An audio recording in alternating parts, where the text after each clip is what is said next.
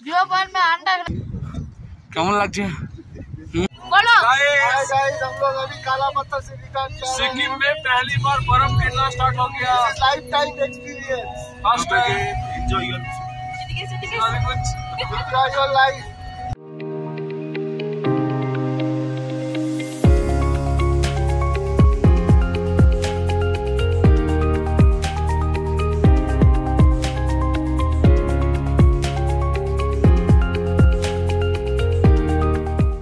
আরে আরে কি ভাবছো তোমরা আমি আবার কখন সিকিম চলে গেলাম ঘুরতে, তাই তো?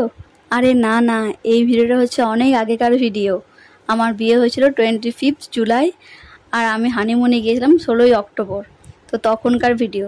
তো যাই হোক, hello everyone, welcome back to our channel Sanrita blogs. আজ আমি তোমাদের সাথে শেয়ার করতে চলেছি আমার হানিমুন ট্রিপের কিছু সুন্দর মুহূর্ত। চলো তোমরা ভিডিওটি কন্টিনিউ দেখতে থাকো। আর আমরা হানিমুনে গিয়েছিলাম নর্থ সিকিম। তো যখন আমরা ঘুরতে গিয়েছিলাম তখন আমি এরকম অনেক ভিডিও করেছিলাম ভ্লগের জন্যই, বাট তখন আমি চ্যানেল খুলেছিলাম কিন্তু কোনো ভিডিও আপলোড করিনি তখন। তাই ফোনে যে কটা ভিডিও ছিল আজকে তোমার সাথে সেইগুলোই শেয়ার করছি। আমি অবশ্য প্রথম থেকে শেষ সমস্ত ভিডিও করে রেখেছিলাম যাতে তোমার সাথে শেয়ার করতে পারি, বাট কী কারণে হোক সেগুলো ডিলিট করে দিয়েছিলাম আমি। তো যাই হোক, যে কটা ক্লিপ আছে সেইগুলোই আজকে তোমাদের সাথে শেয়ার করে নেব। এই যে এখন তোমরা যে ভিউ পয়েন্টটা দেখতে পাচ্ছ সেটা হচ্ছে আমাদের হোটেলের রুফটপের ভিউ পয়েন্ট। যে হোটেলটা আমরা ছিলাম তারই। হোটেলের নাম আমি এই মুহূর্তে মনে করতে পারছি না, অনেকদিন আগে কাটতো তাই নামটা ঠিক মনে আসছে না। তো অসম্ভব সুন্দর ছিল হোটেলটাও, আর এই যে ভিউটা তোমরা দেখতে পাচ্ছ সেটাও অসম্ভব সুন্দর। আর হোটেলটি ছিল গ্যাংটকের। প্রথমে আমরা গ্যাংটকে দুদিন থাকি, দেন তারপর আমরা সাইড সিনগুলো ঘুরতে বেরিয়েছিলাম, যেমন লাচেন, লাচুং, কালাপাত্থার, 0 পয়েন্ট, ছাঙ্গু লেক, অনেকগুলো জায়গায় আমরা ঘুরেছিলাম। সেগুলোর সমস্ত ভিডিও আমার ছিল, দুঃখের বিষয় আমি ডিলিট করে দিয়েছিলাম, তাই জন্য সেগুলো শেয়ার করতে পারলাম না তোমাদের সব। এই যে এই সময়টা হচ্ছে আমাদের সন্ধ্যেবেলায়, সারাদিন রেস্ট নিয়ে খাওয়া দাওয়া করে ফুল এনার্জি নিয়ে চলে এসেছি ঘুরতে। এটা হচ্ছে এমজি মার্কেট, তোমরা তো সকলেই চেনো এই মার্কেটটা। তো সেইখানে আমরা সন্ধ্যেবেলা একটু সময় কাটিয়েছিলাম সকলে মিলে প্রথম দিনে। আর প্রত্যেকটা জায়গায় অসম্ভব সুন্দর। আমি প্রথমবার এত দূর জায়গায় কোথাও ঘুরতে গেলাম। অনেক দিনের আমার ইচ্ছা ছিল পাহাড় দেখার, তো ফাইনালি বিয়ের পর সেই ইচ্ছেটা আমার পূরণ হয়েছে, তার সাথে বরফ দেখার ইচ্ছেটাও। তোমরা শুধু একবার ভিউটা দেখো, জাস্ট ওয়াও। প্রথম যখন আমি দেখেছিলাম না, আমি বা আমরা যারাই দেখেছিলাম, মানে চোখ ধাঁধানোর মতন ভিউ। এতদিন এই জায়গাগুলো ফোনে অথবা টিভিতে দেখতাম, আর আজকে নিজের চোখে সেটা দেখলাম, মানে আলাদা আলাদা রকমেরই অনুভূতি। প্রথমবার বরফ দেখার একটা আলাদাই অনুভূতি। সিরিয়াসলি এত ভালো লেগেছিল বরফগুলো দেখে, মানে আমরা লিটারালি চিৎকার করে বলছিলাম ওই তো বরফ দেখতে পেয়েছি, ওই তো বরফ। মানে কি আলাদাই অনুভূতি, তোমাদেরকে বলে বোঝানো যাবে না, বিশ্বাস করো। फाइनली काला पत्थर से हाय हाय हाय हाय बहुत ठंडा हाय ओनली बाय। এই যে এখন যে ভিউ পয়েন্টে আমরা আছি সেটা হচ্ছে কালাপাত্থর। এখানের ভিউটাও জাস্ট অসাধারণ ছিল, অসাধারণ। তোমরা দেখতে পাচ্ছ পুরো পাহাড়টা একদম বরফে ঢাকা। আর হ্যাঁ, এখানে একটা অদ্ভুত জিনিস আমি দেখেছিলাম, সেটা তোমার সাথে শেয়ার না করে থাকতে পারছি না।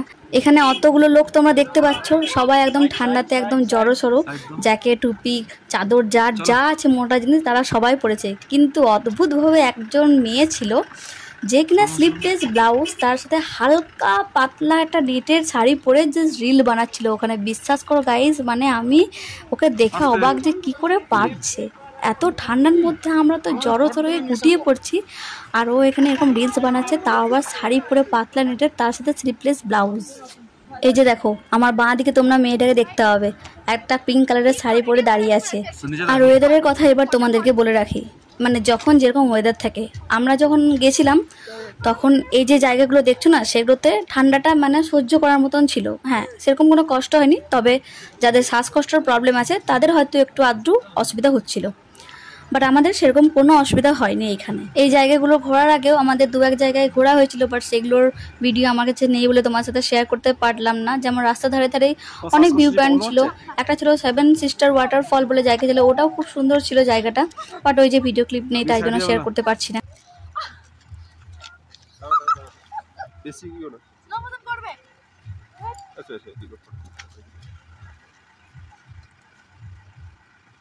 আর এদিকে আমাকে দেখো, প্রথমবার বরফ দেখে নিজের আনন্দটাকে ধরে রাখতেই পারছিলাম না।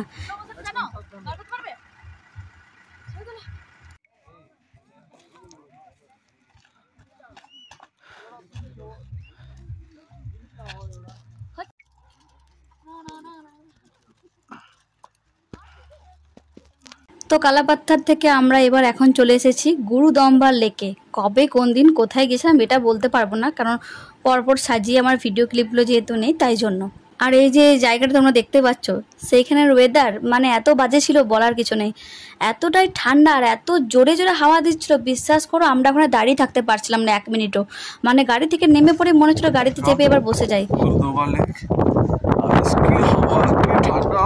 জানি না এখানকার ওয়েদার সবসময় এরকম থাকে কি না, তবে আমার মনে হয় সবসময় থাকে না, কারণ আরও যারা গেছিলো তারা কিন্তু বলেছিল আমরা যখন গেছিলাম তখন সেরকম হাওয়া বা ঠান্ডা ছিল না, হয়তো আমরা যাওয়ার সময় ওয়েদার একটু গন্ডগোল ছিল তাই জন্যই হয়তো হয়েছিল।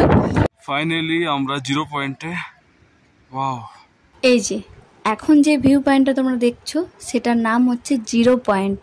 এখানে নাকি সমস্ত যাওয়ার রাস্তা শেষ। এই জায়গাটা নিয়ে তো কোনো কথা হবে না, যতগুলো জায়গা ঘুরলাম আমি সিকিমের মধ্যে এটা আমার সবচাইতে বেস্ট লেগেছিলো জায়গাটা। হ্যাঁ, এখানেও ঠান্ডাটা খুবই ছিল, এখানেও একটু একটু কষ্ট হচ্ছিল আমাদের, কিন্তু গুরুদম্বার লেকের থেকে অনেক ভালো ছিল। ঠান্ডা ছিল, ঠান্ডাটাকে মানা যায়, বাট হাওয়া যা দিচ্ছিল না গুরুদম্বার লেকে, এখানে কিন্তু একটু হাওয়া ছিল না।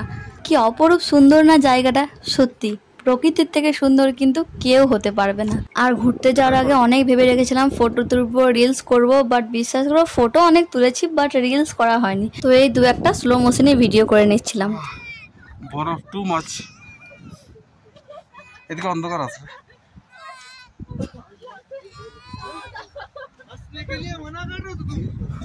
কেমন লাগছে? কিছু বলো। কষ্ট হচ্ছে। আচ্ছা,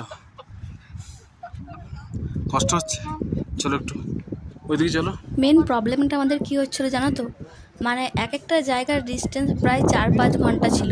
ততক্ষণ আমরা গাড়ি জার্নি করছিলাম আর গাড়ির মধ্যে কিন্তু অতটা ঠান্ডা লাগছিল না, গরম লাগছিল। তো হঠাৎ করে যখন গাড়ি থেকে নামছিলাম তখনই আমাদের কিন্তু একটু শরীরটা খারাপ হয়ে যাচ্ছিল। 0 পয়েন্ট ঠান্ডা। গলে ঠান্ডা। 0 পয়েন্ট में अंडा এখানে গেতে ঠান্ডা। আরে বাবা রে, 0 পয়েন্ট में अंडा এখানে গেতে ঠান্ডা।